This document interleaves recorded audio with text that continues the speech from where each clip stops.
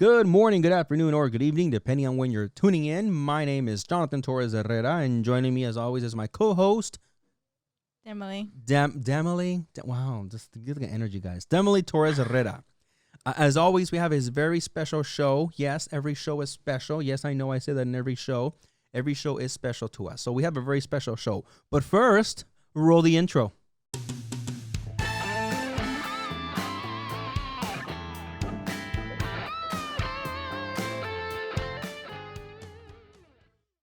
Okay, all right. That was our intro. I share with the audience sometimes before we start the show I like to share a little things that we do behind the scenes. And this is actually the third attempt to try to start the show, everybody, because I keep forgetting the intro. And I love the intro. I love pressing that button. But I don't know why. I get really excited and just jump into the stuff. But anywho, let's jump into this the right way now. So, guys, if this is the first time you guys are watching, welcome. We are the THN, or the Homeschool Nation. I'm the Homeschool Nation. Yeah. Excuse me, I need to enunciate. Homeschool Nation. Thanks for joining. We like to do our standard shows in 3 segments, or at least that's what we're trying to do. First segment is news, stuff that we find around the web about education, not necessarily just homeschool, right? The second segment is any updates, stories that we have about, or not the updates, I'm sorry, any stories that we have about, our experiences in homeschool, maybe a little anecdotes that we'll share, something along those lines, right? We're still kind of making up that second segment into something. And then the final third one that's the update part of the show, where we update you guys on what is to come, what are we going to do, or what are we doing, what's maybe the next show, the next interview. So anyway, so you guys can kind of catch on to what we're doing. So let's jump into the first part of the show, and that is the news part, right? Or what we consider the news part. And in that, we have 2 stories that we found around the web. The first one being coming out of Illinois, and that is that the Mahomet-Seymour, and I apologize if I'm mispronouncing that wrong, just passed a policy that will allow homeschool students to participate in school district sports teams. Monday, that was yesterday, by the way, yesterday the 18th, there was a big meeting in which parents, coaches, and faculty participated, and a former homeschool student and a graduate of the University of Illinois, a lot of buddies of mine, it's not Illinois, it's Illinois, Ben Chapman spoke before the board.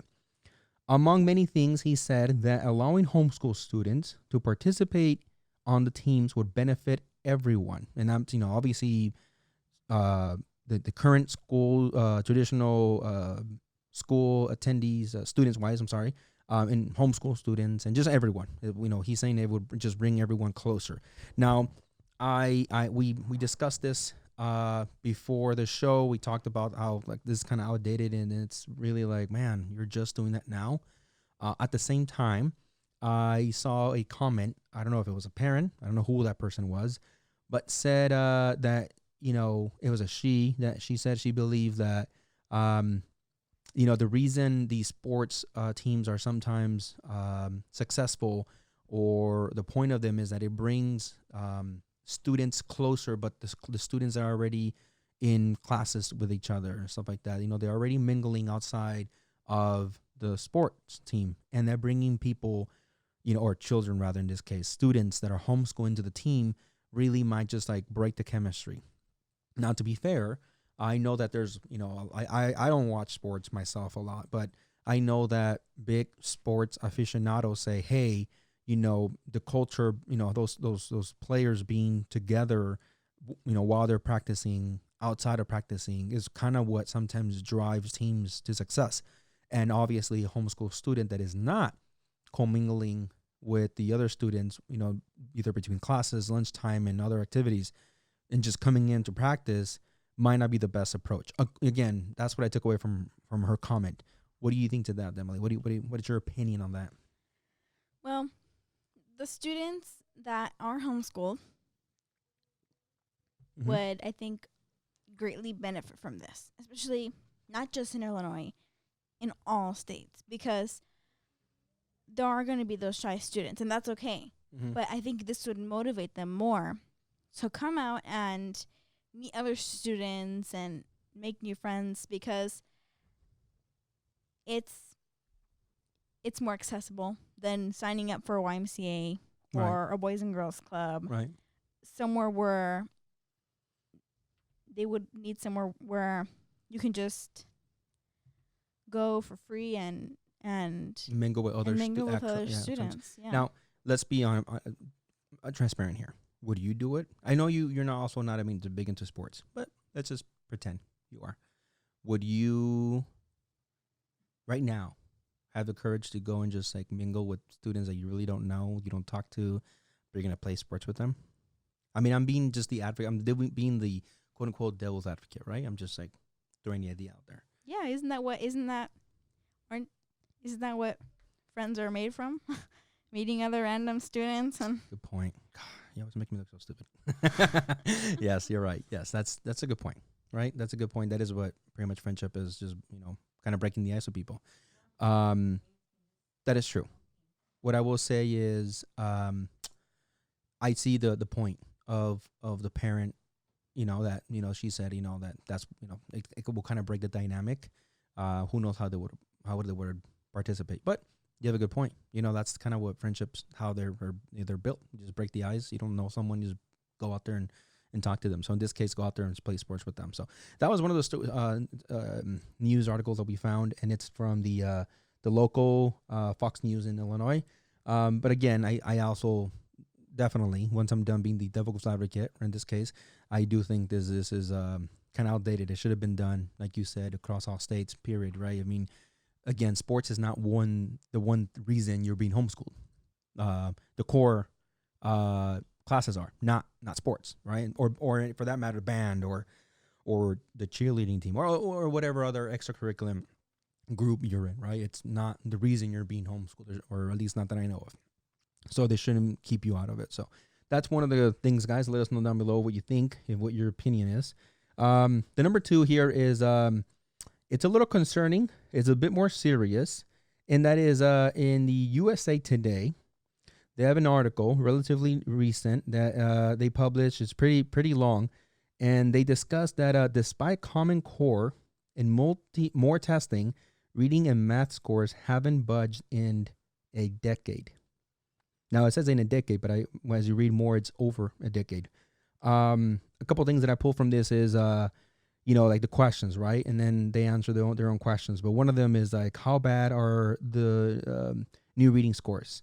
And the results from the NAEP in 2019, or the Nations Report Card, showed elementary and middle school students scored worse in reading than they did 2 years ago. There's no reason why. Everything is right now theories. I'm sure people watching this right now have their own theories as to why, students allegedly are not reading better. And then another question they have on the article is, are national math scores any better than the reading? In short, no, they're not really. But over 27 years, over 27 years, they've improved more than the reading scores. So over the course of these studies. And then one of the final questions they have on their own article is, what else has happened to math and reading scores in the past decade? Now, this really caught my eye. And that is, they're alleging that the gap, what they do know is that the gap between the most and the least competent students got bigger. Now, you make whatever you want out of that, the most competent. Now, to me, this is me talking here, I feel that they're saying basically the smart student and the not so smart student, that gap got bigger. That is concerning to me, greatly. Now, I talked to multiple people, including teachers, other parents, that feel that testing is just nonsense, right? Because a lot of the material that you find in testing is not really in-depth touched upon. And I guess you would be actually a great person to speak on that. And you guys are pressured, right? So I'll hand over the mic over to you. What do you think about this particular article? As a student, it is very, very heavy when that time of year comes around, and it. What do you mean heavy? Stressful? Is that what you mean? Stressful, yeah. It's just it's a lot of pressure. Yeah. Because we're basically tested on everything we learned already that year. And it's kind of hard Right. to do all of the review in 1 week. And you have to study for the test. You Right. have to be prepared. And the review is what matters the most. It's stressful on everybody. Right. It's stressful on the student, on the parent, on the teacher, because it's just a lot to take in. Without calling names out, right? Because we do definitely want to protect privacy of the teachers that trust us with them and for the information. Have you heard anything from teachers, like, or do they express anything to you guys about these tests, or have you heard anything? Not just recently, but in past years. No, not really. No, How do not they really. feel? How do they feel to you? Like, how does the energy of the teacher feel to you when it's time to test? It's not very good. No? Because it's a lot. It's a lot of pressure. Yeah. All compacted into 1 month. Yeah. And then a lot of students don't do well under pressure. I personally, I'm okay with it, but a lot of students, it's too much. Yeah, it is. I see from my angle, and it does look like a lot. I don't know. You look a lot more stressful. I'll tell you that much. You look a lot more stressed. Excuse me. When the testing comes around, or your mom is stressed, right? We need to always translate what mom says in the background. Aren't you practicing for all these tests? Is that what you heard? Because that's what I heard. In math.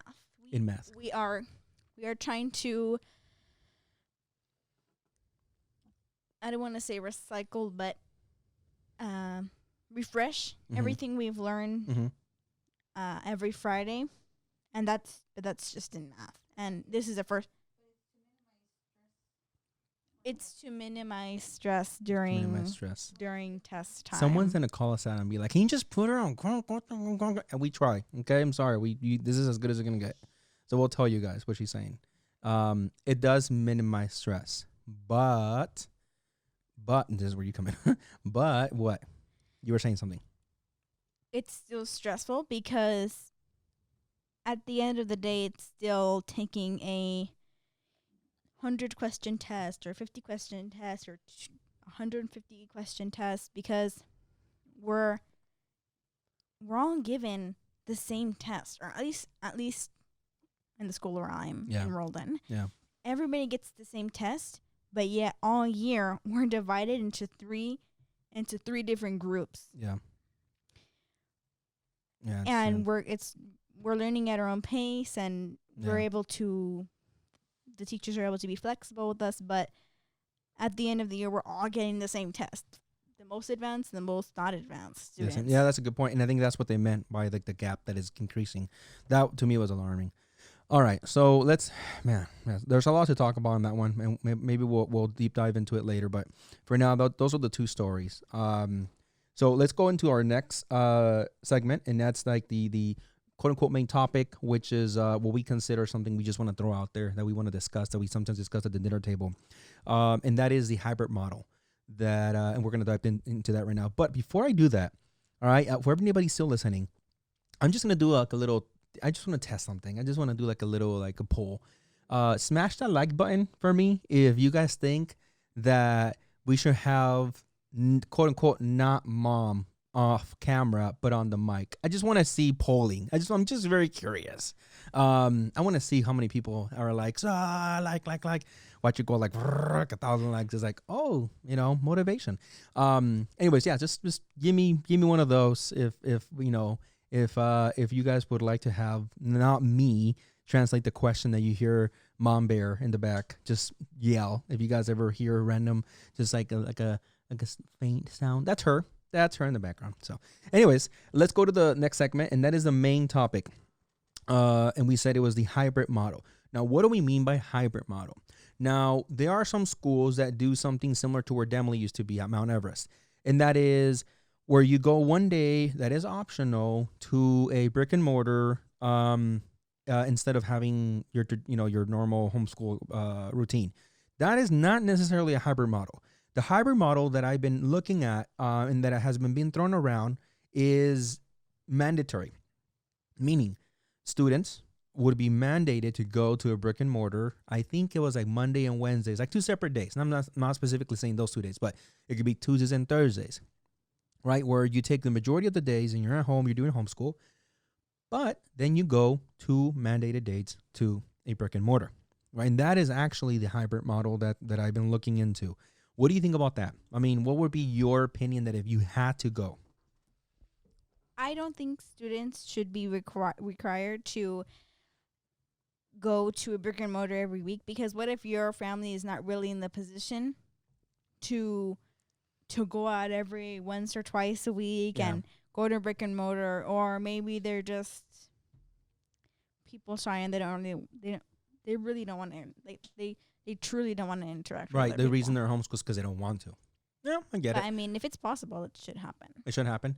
So there's not a lot of schools, by the way, that do that. Mount Everest, we know that did that. I don't know if they still do that, by the way, but the Mount Everest that we're talking about did that back when you were attending.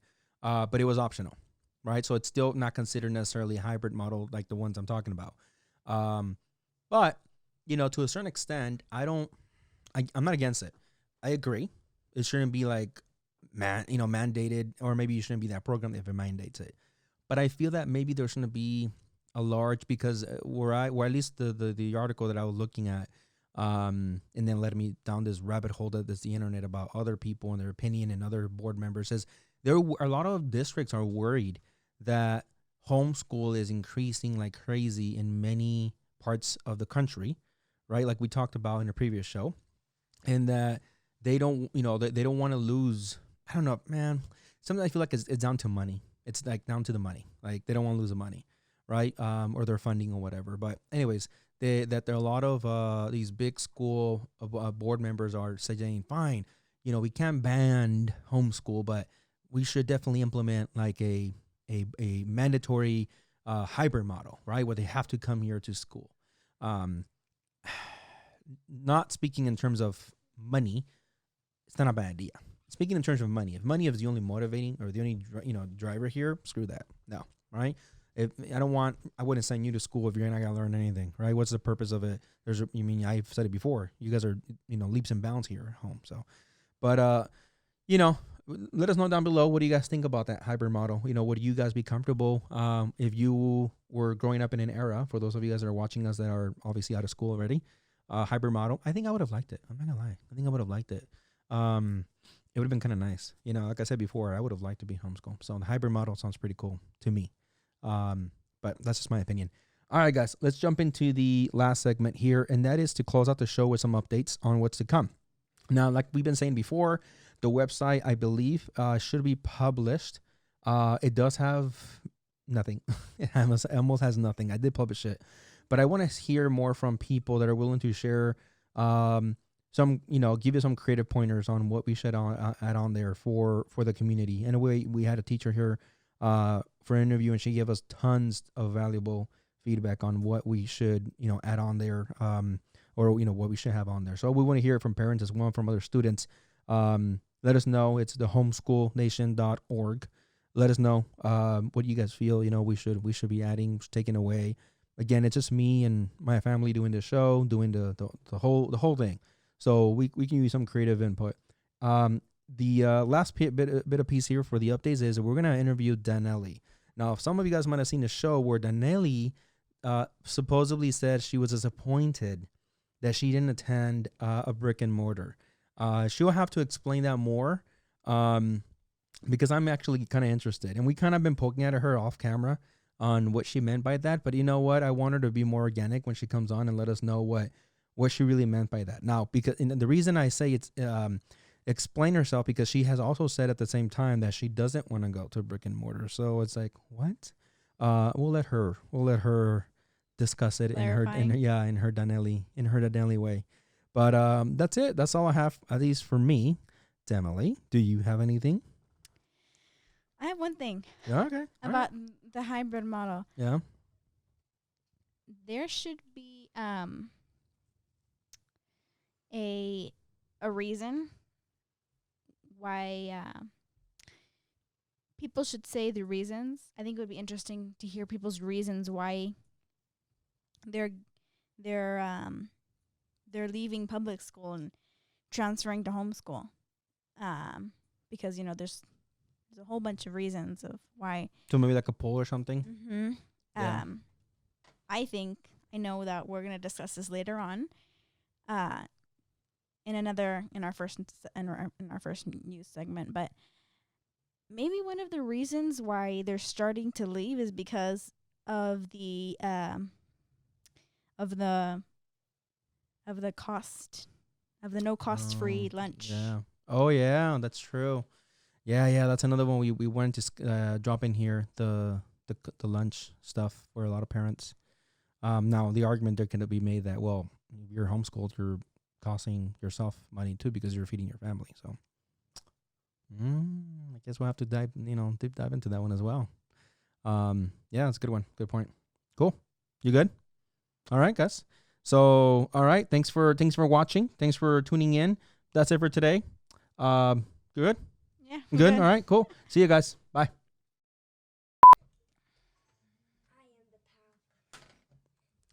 Wow. Okay. Here we go.